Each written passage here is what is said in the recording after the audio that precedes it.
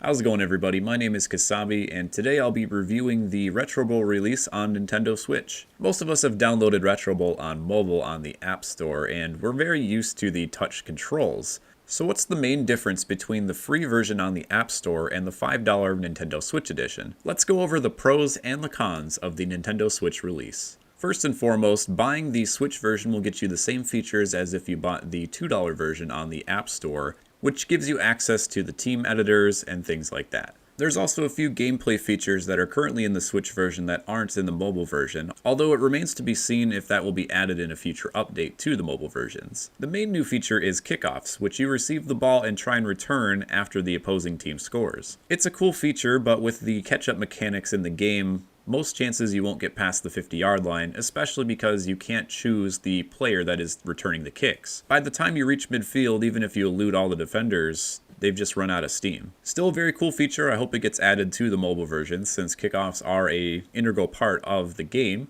You can also take touchbacks in the end zone if you want, but no matter how quickly you do it, it will take a second off the clock. One of the benefits of having the Switch version is you can use the controllers with the Joy-Cons, or you can use the touchscreen features like you normally would on mobile. I find this very useful because when I'm between offensive possessions, I just tap the screen as fast as I can to get through my defensive stand, and that'll get me to my next offensive possession quicker.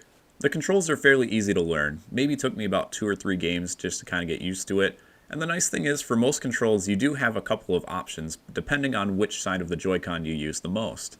There's a helpful little schematic in the corner that shows you all of the controls, which pop up once you start running with the ball or doing anything on offense. One of the nice things is, once you get used to the controls, you can turn off this feature so it doesn't appear on the field. Throwing with the controller Joy-Cons is relatively simple. You just drag and drop wherever you want with the analog stick, and it's pretty receptive. A lot of my passes are fairly accurate with where I actually want to go and throw the ball. And again, if controls aren't your thing, you can just do the same thing as on mobile, which is drag and release your finger to throw the ball. However, with the Switch version, I found running the ball very difficult. There's an auto run feature, but that along with the controller where you can move the player in any directions just makes it seem like the player is very slow. A lot of the running plays I did, the ball carrier maybe gets anywhere from 1 to 4 yards.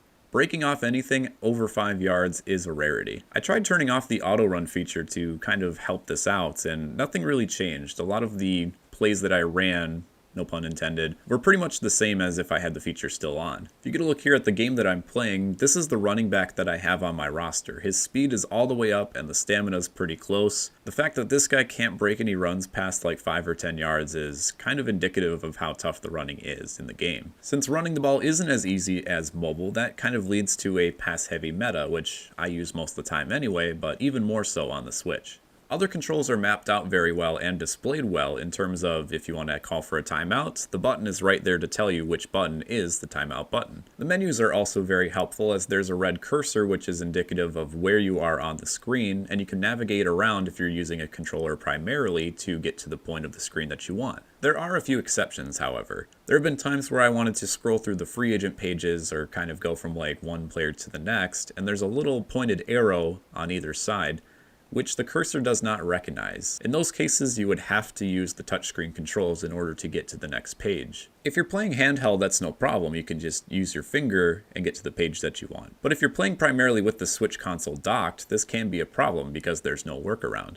However, regarding the docked play, I found that there's not much input lag between what you press on the controller and what appears on the screen. Having a play that depends heavily on reaction time, such as kicking a field goal, has no input lag, and I've tried this on both a monitor and a TV screen. Sometimes there's a little bit of a disconnect in terms of docked versus remote play, but I didn't really find anything like that in Retro Bowl. So in terms of usability, both on the go and docked, I give this an A. There's also a few additions such as crowd noise whenever a player breaks a tackle, and a couple other audio-related cues that aren't on the mobile version. Nothing too exciting that you're not missing out on if you don't have the Switch version, but a couple nice extra touches. I don't have any footage for this too, but if you've never played Retro Bowl before and are interested in buying it on Switch for the first time, there is a great deal of introductory lessons and tutorials that kind of teach you how to play, and from what I remember, those are very straightforward. Very easy to learn controls. It's pretty much just run or pass, and then if you are with the ball, you can just juke a few different directions by